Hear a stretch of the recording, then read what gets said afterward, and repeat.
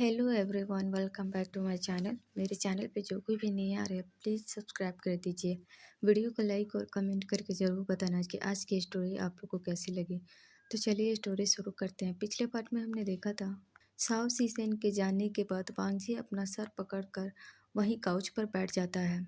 तभी लैन सीचेन वांगजी के पास जाते हैं और उसके कंधे पर हाथ रखते हुए कहते हैं, वांगजी तुम चिंता मत करो, सब ठीक हो जाएगा।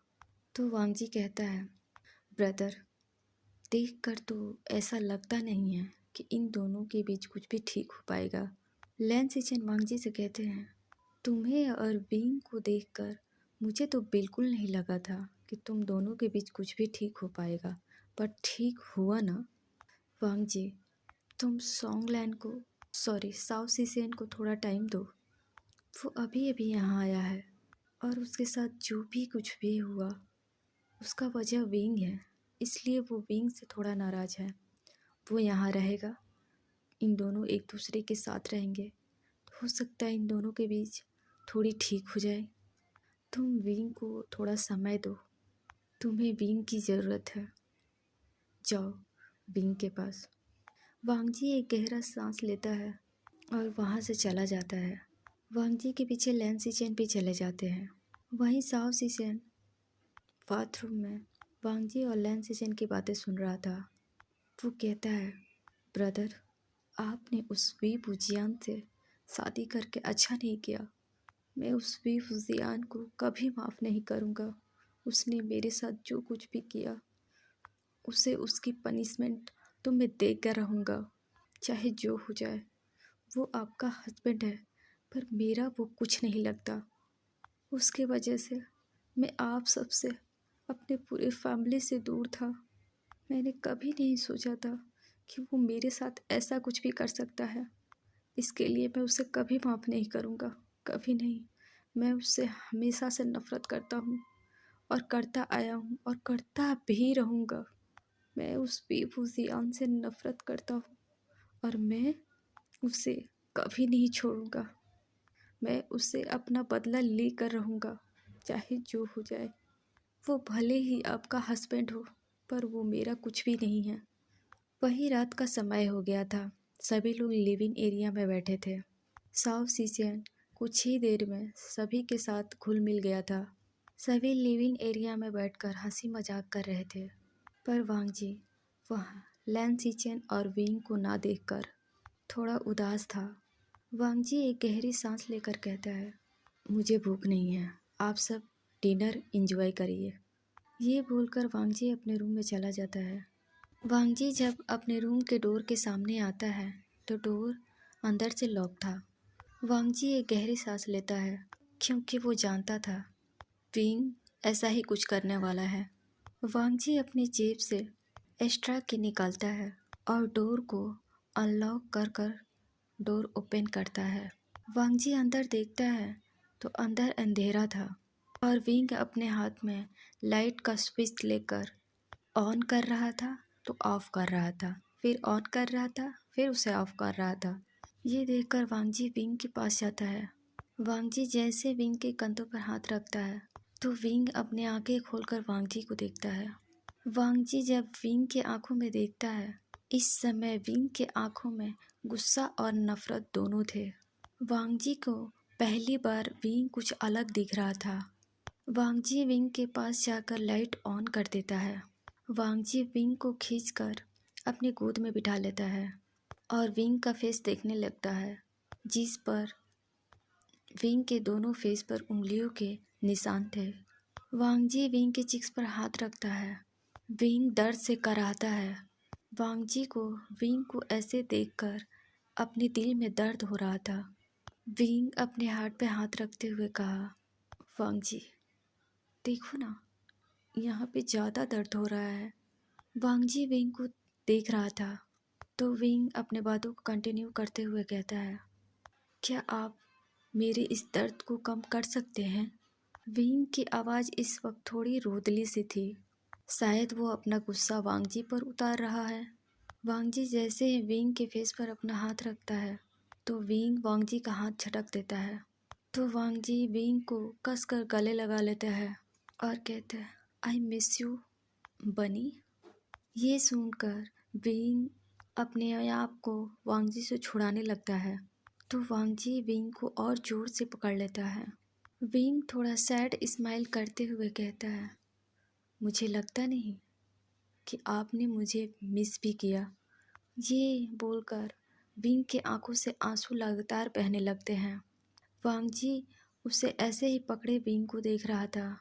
इस समय दोनों एक दूसरे के करीब थे, तो विंग फिर से कहता है, वो आपका अडॉप्ट किया हुआ भाई था ना, जो वो आपके साथ था। वांगजी विंग से कुछ कहने ही वाला था, तभी विंग मुस्कुराते हुए कहता है, आपके आंखों के सामने एक बाहर का कोई आकर मुझे आपके सामने स्लैप मारा, फिर भी आपने कुछ नहीं किया उसे। क्या वो आपके लिए मुझसे ज़्यादा इम्पोर्टेंट है? उसने आपके सामने आपके हस्बैंड को थप्पड़ मारा, पर आपने उसे कुछ नहीं कहा। विंग की ऐसी बात सुनकर वांगजी के दिल में दर्द हो रहा था। वांगजी ही जानता था कि उस वक्त उसने कैसे बर्दाश्त किया। एक तरफ उसका भाई था जो 15 साल के बाद मिला था, पर अपने भाई के आंखों में इतनी नफरत देखकर वो कुछ नहीं कर पा रहा था। वांगजी को कुछ भी समझ नहीं आ रहा था कि वो क्या करे। दूसरे तरफ विंग उसका लाइफ था, जिसे वो चाहकर भी खुद से दूर नहीं कर सकता। वांगजी बस विंग की आंखों में देख रहा था। वांगजी कहता है, उसने जो कोई भी गलती की है वो तुमसे माफ़ी मांगेगा। विंग वांगजी के आंखों में देखते हुए कहता है, माफ़ी मांगने से पहले मुझे इस बात का जवाब चाहिए, मैंने आखिर किया क्या है? उसने मेरे साथ इतना गलत बर्ताव किया। तो वांगजी कहता है, कुछ सवाल समय पर छोड़ दो विंग। विंग वांगजी से कहता है, मैंने आपके लिए ये भी किया, आप भी क्या याद रखोगे? वांगजी इस समय विंग के आंखों में देख रहा था। विंग के आंखों में इस समय गुस्सा और नफरत दोनों थी। इस समय दोनों ही एक दूसरे के आंखों में देख रहे थे। वांगजी विंग के आंखों के अपने हाथों से बंद कर देता है और उसके आंखों पे किस कर लेता है और कहता है, विंग तुम शांत हो जाओ। फिर वांगजी विंग के चिक्स पर किस करता है। धीरे धीरे वांगजी विंग के लिप्स पे आता है और किस करने लगता है। विंग को जैसे ही फील हुआ कि वांगजी उसे किस कर रहा है, तो विंग वांगजी को अपने और करीब खींच लेता है, क्योंकि विंग को आज फिर से वांगजी अपने से दूर उससे महसूस हो रहा था। विंग को लूसी से कोई परेशानी नहीं हो रही थी, पर उसे आज जो परेशानी हुई उसे तो लूसी से बिल्कुल भी नहीं हुई थी। वांगजी विंग का ध्यान हटाने के लिए उसे काफ़ी देर तक किस करता है। वांगजी विंग को डीपली किस कर रहा था। वांगजी कुछ देर ऐसे ही किस करने के बाद विंग को थोड़ा सा दूर करता है और कहता है, विंग शांत हो जाओ। ये बोलकर वांगजी विंग को लेकर बेड पर लेट जाता है और उसके फेस को अपने हाथों से रफ करने लगता है। वांगजी विंग के लिप्स पर छोटा सा किस करता है और कहता है, सो जाओ। वांगजी को हग करे विंग कुछ देर के बाद सो जाता है। अब हमें सुबह का सीन दिखाया जाता है। विंग की जब आँख खुली तो वांगजी वहाँ नहीं था। ये देखकर विंग हड़बड़ा कर उठ जाता है। विंग इधर उधर देखता है तो वांगजी मिरर के सामने बिजनेस सूट में तैयार हो रहा था। विंग वांगजी को देखकर कहता है, गुड मॉर्निंग हस्बैंड। वांगजी विंग के इस वर्ड से हैरान हो जाता है और वो विंग को देखने लगता है। तो विंग वांगजी को ऐसे देखकर कहता है, क्या हुआ? वांगजी विंग के पास आते हुए कहता है, तुमने अभी क्या कहा? विंग को पहले तो कुछ समझ नहीं आया, पर जैसे ही उसे समझ आया तो वो वैसे ही बेड से उठकर भागने लगा। तो वांगजी विंग को पीछे से पकड़कर उसे हवा में उठा लेता है और विंग के एयर के पास जाकर कहता है, तुमने अभी जो बात कही उसे ज़रा फिर से कहो तो। वांगजी विंग के एयर पर अपनी गर्म सांस छोड़ते हुए फिर से कहता है, तुम अपनी बातों को अधूरी छोड़कर नहीं जा सकते। वांगजी को इतना करीब पाकर विंग के बॉडी में अजीब सा महसूस हो रहा था। वांगजी को इतने पास से बोलने से और उसके सेंसिटिव जगह पर छूने से वांगजी के लिप्स विंग के एयर के नीचे छू रहे थे। विंग के बॉडी में करंट सा दौड़ जाता है। वो हकलाते हुए कहता है, वो बस मैं ऐसे ही। तभी वांगजी विंग को वैसे ही उठाए, अपने सीने से लगाए, कहता है, पर मैं उस वर्ड को फिर से सुनना चाहता हूँ। वांगजी की ऐसी बात सुनकर विंग तुरंत वांगजी की तरफ देखने लगता है। वांगजी बस विंग के आंखों में देख रहा था। तभी विंग फिर से कुछ कहने वाला था तो वांगजी घूर कर कहता है, रिपीट योर वर्ड। विंग अपने आंखें झुकाते हुए, गुड मॉर्निंग हस्बैंड। विंग के मुंह से हस्बैंड वर्ड सुनकर वांगजी को काफ़ी अच्छा फील हो रहा था। वांगजी विंग के एयर के पास जाकर कहता है, वैसे मुझे बहुत अच्छा लगा कि तुमने मुझे हस्बैंड कहा। ये मुझे काफ़ी पसंद आया। विंग वांगजी से छूटने की कोशिश करते हुए, छोड़िए मुझे, पर वांगजी विंग को और कस के पकड़ लेता है। तो विंग अपना इनोसेंट फेस दिखाकर कहता है, छोड़िए मुझे, मैंने अभी तक शावर नहीं लिया है, मुझे शावर लेना है। वांगजी वैसे ही विंग को अपनी तरफ पलट देता है और अपने नोज को उसके नोज से रफ करते हुए कहता है, चलो आज मैं तुम्हें बात दिलाऊंगा। वांगजी की बात सुनकर विंग की आंखें बड़ी हो गई और वो जल्दी से अपना सीन ना में हिलाता है। विंग का इतना क्यूट बिहेवियर देखकर वांगजी के फेस पर स्माइल आ गई। वांगजी स्माइल करते हुए विंग को देख रहा था। विंग भी वांगजी के आंखों में देख रहा था। विंग वांगजी के आंखों में देखते हुए कहता है, आप स्माइल करते हुए बहुत अच्छे लगते हो। तभी वांगजी अपने स्माइल को वहीं रोक देता है और विंग को लिप्स को देख रहा था। वांगजी विंग के लिप्स को देखते हुए कहता है, और मुझे ये तुम्हारा रेड चेरी लिप्स बहुत पसंद है। ये कहकर वांगजी विंग की तरफ झुकने लगता है तो विंग अपने लिप्स पे हाथ रख लेता है और कहता है, मैंने फ्रेश नहीं किया। तो वांगजी कहता है, मुझे इससे कोई प्रॉब्लम नहीं। विंग की आंखें बड़ी हो जाती है। वो वांगजी से छूटने की कोशिश करने लगता है। वांगजी और ज़्यादा विंग को परेशान नहीं करता है। वो विंग के फोरहेड पर किस कर कर उसे छोड़ देता है। विंग भागकर वॉशरूम चला जाता है। ये देखकर वांगजी के फेस पर स्माइल आ जाती है।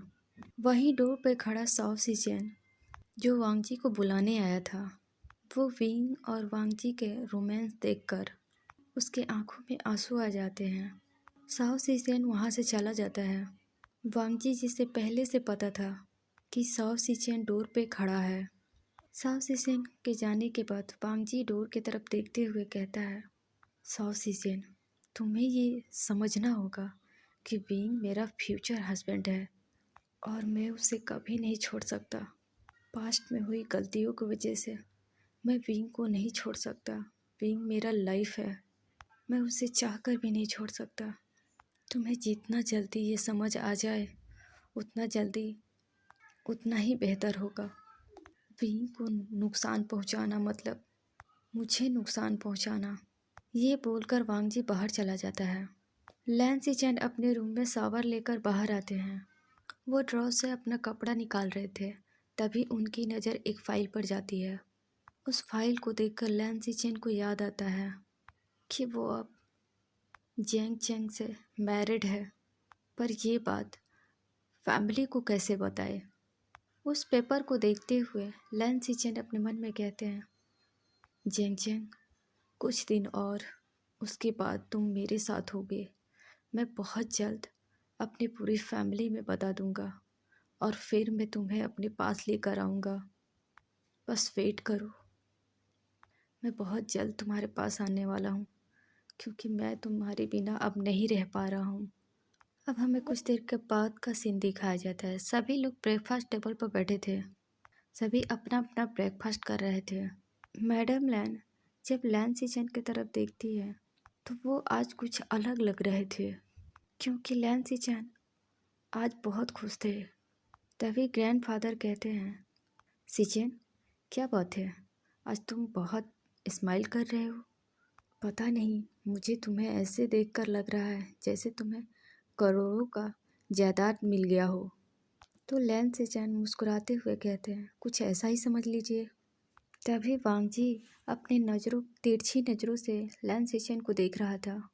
तभी विंग ऊपर से भागते भागते अपना बैग लेकर नीचे आ रहा था। जब साओ सिचन विंग को वहाँ देखता है तो गुस्से से घूरने लगता है। तभी विंग को कुछ याद आता है और मन में कहता है, मैं पूछ ही लेता हूँ, नहीं तो ये ऑफिस निकल जाएंगे। विंग वांगजी के आंखों में देखते हुए कहता है, मुझे आपसे कुछ पूछना है।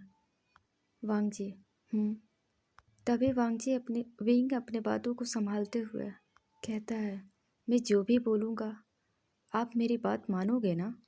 वांगजी अपने आंखों को छोटी करके विंग को देखने लगता है और कहता है, वो मैं डिसाइड करूँगा कि मुझे तुम्हारी बात माननी चाहिए या नहीं। तभी विंग वांगजी के सामने जिद करते हुए कहता है, आप मेरी इतनी सी बात नहीं मानोगे। वांगजी घूर कर विंग को देखता है, मैंने तुम्हारी कौन सी बात नहीं मानी। विंग अपना क्यूट सा फेस बनाते हुए कहता है, आपको मेरा ऑर्डर मानना पड़ेगा। वांगजी अपनी आंखें छोटी करके कहता है, और वो क्यों, और मैं तुम्हारी बात क्यों मानूं। विंग कहता है, अभी अभी आपने मुझसे कहा कि आप मेरी बात मानोगे। तभी वांगजी कहता है, विंग बच्चों की तरह जिद करना छोड़ो। तभी विंग वांगजी की आंखें दिखाते हुए कहता है, इसे आप मुझे बच्चा कहो या कुछ भी। वांगजी को अपने ऊपर विंग का अपने ऊपर वांगजी को हक जताते हुए देखकर अच्छा लगा। वांगजी को इस वक्त अच्छा लग रहा था कि विंग उसके ऊपर हक जमा रहा था। वांगजी विंग को देखकर स्माइल करते हुए कहता है, ओके बाबा, ठीक है, वो तुम्हारी बातों पे डिपेंड करता है। विंग और कुछ बोल पाता तभी वांगजी उसके तरफ घूरता है। तो विंग कहता है, वो मैं ग्रैंडफादर ने जिस डील के बारे में आपसे कहा था, आप उस डील को मान गए। वांगजी जो कि बहुत पहले से जानता था कि विंग उससे क्या पूछने वाला है। विंग फिर से कहता है, प्लीज़ आप ग्रैंडफादर की डील मान जाओ। तो वांगजी कहता है, ओके ठीक है, मैं तुम्हारी इस शर्त को मानने के लिए तैयार हूँ। वांगजी की बात सुनकर विंग हैप्पी हो जाता है। तो आप डील करोगे? अगर आप इस डील को करेंगे तो इसमें आप ही का फ़ायदा होगा। तो वांगजी कहता है, मैं उस डील की बात नहीं कर रहा हूँ। वांगजी विंग की तरफ इशारा करते हुए कहता है, इसमें मेरा क्या फ़ायदा होगा। विंग अपना मुंह बनाते हुए कहता है, अगर आप इस डील को मान जाएंगे तो इसमें आप ही का फ़ायदा होगा। तो वांगजी कहता है, मैं तुम्हारी बात मान रहा हूँ, इसके बदले मुझे कुछ मिलना चाहिए ना। विंग वांगजी की आंखें देखते हुए कहता है, आप जो कहोगे मैं वो करूँगा। तो वांगजी विंग की आंखों में देखते हुए कहता है, मुझे जो चाहिए मैं वो ले लूँगा। ये बोलकर वांगजी विंग को अपने गोद में उठा लेता है। विंग कहता है, ये आप क्या कर रहे हो। तो वांगजी कहता है, ज़्यादा कुछ नहीं, अब हम अपने रूम में चलते हैं, उसके बाद ही मैं बताऊँगा कि मुझे क्या करना है। वांगजी विंग को लेकर अपने रूम में जाता है और डोर को बंद कर देता है। विंग वांगजी को ऐसे देखकर, अरे अरे सब नीचे ब्रेकफास्ट के लिए, उन्हें करने दो, मुझे तो बस अपना ब्रेकफास्ट करना है। तो विंग कहता है, आप कुछ ज़्यादा नहीं सोच रहे हो। वांगजी विंग के बातों पर कुछ नहीं कहता, वो बस विंग के हाथों से उसका बैग लेता है और बेड पे रख देता है। वांगजी विंग को लेकर शावर रूम में चला जाता है और शावर को ऑन कर देता है। विंग और वांगजी शावर के नीचे खड़े थे, दोनों ही एक दूसरे के काफ़ी करीब थे। विंग जो अभी अभी बात लेकर गया था, वो फिर से वांगजी की तरफ देखते हुए अपने कपड़ों को देखता है, जो बेचारा अभी अभी रेडी होकर कॉलेज के लिए जा रहा था। वांगजी जो विंग को देख रहा था वो अपने बिजनेस सूट में था वांगजी अपने कोट को उतारकर एक साइड कर देता है और विंग की तरफ देखने लगता है। विंग के बॉडी में उसके पूरे क्लोथ चिपक गए थे। पानी के गिरने की वजह से वांगजी का भी कुछ ऐसा ही हाल था। दोनों की बॉडी रिवील हो रही थी।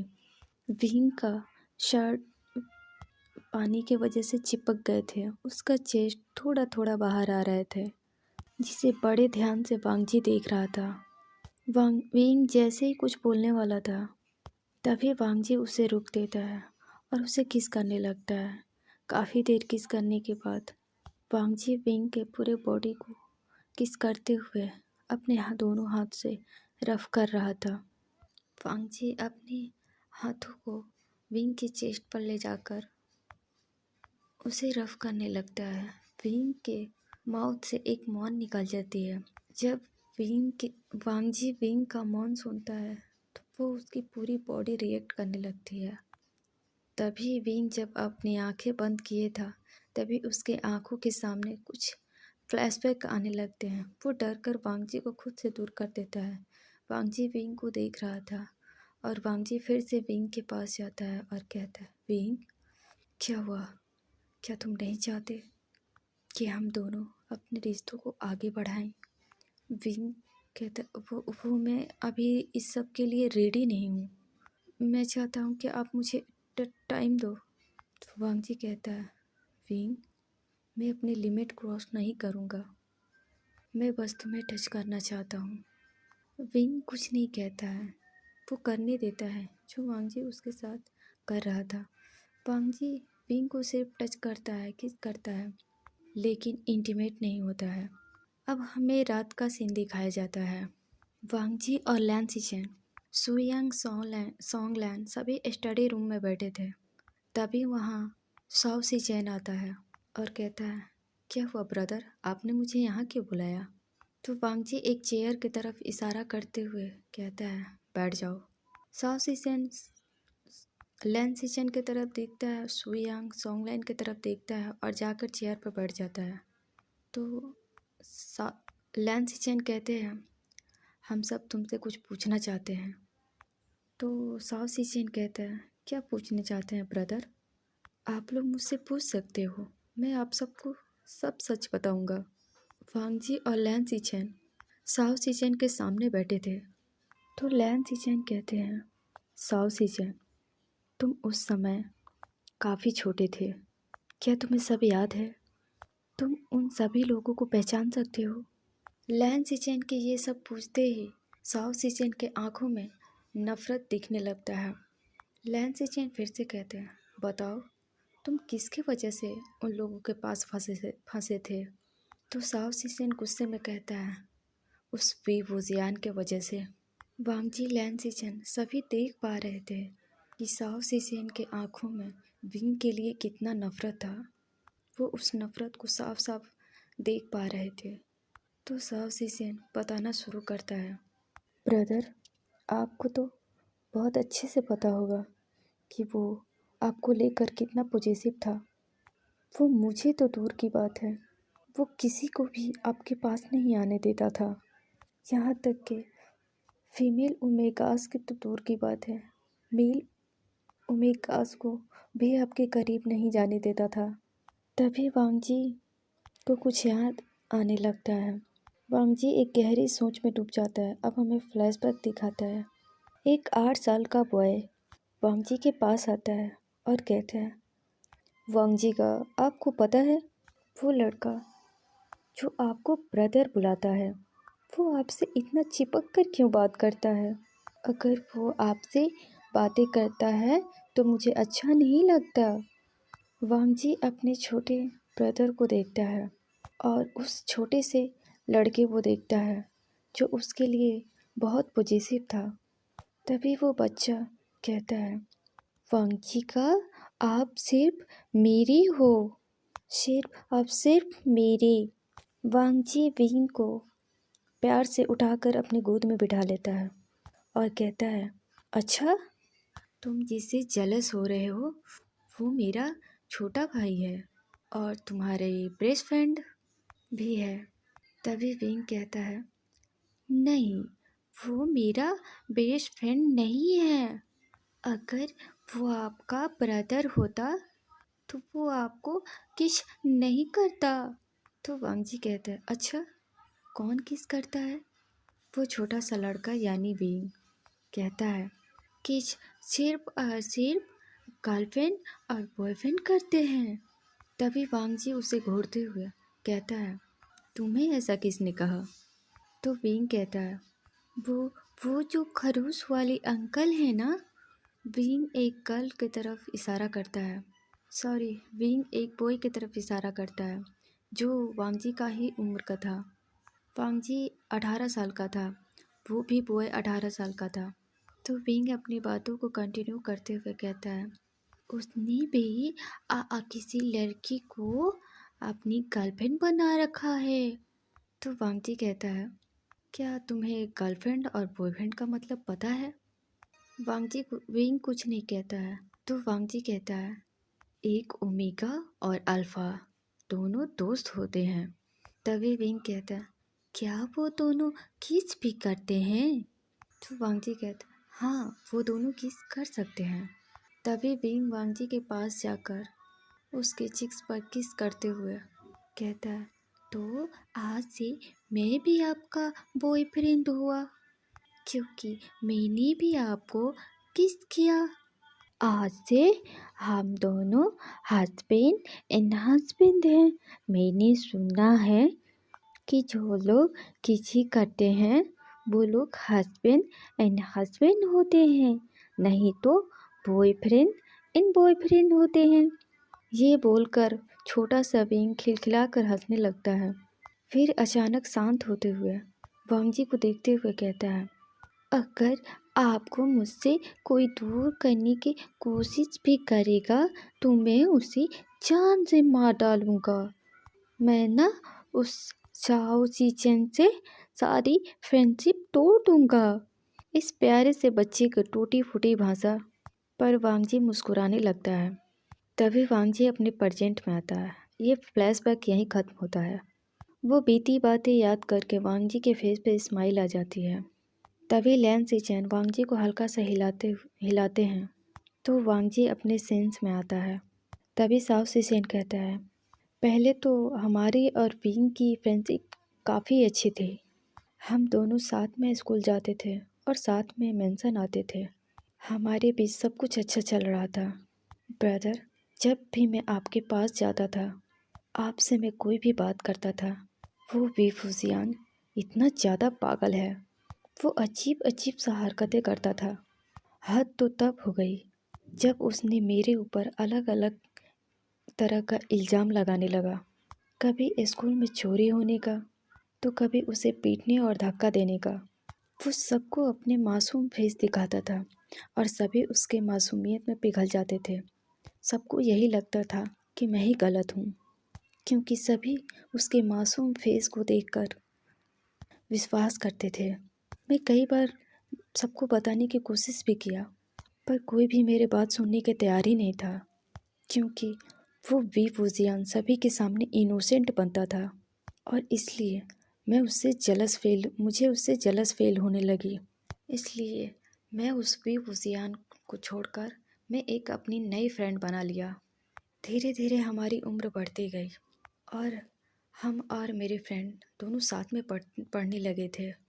एक दिन मेरे फ्रेंड ने आपको देखा और उसने मुझसे कहा कि मेरे भाई कितना हैंडसम है।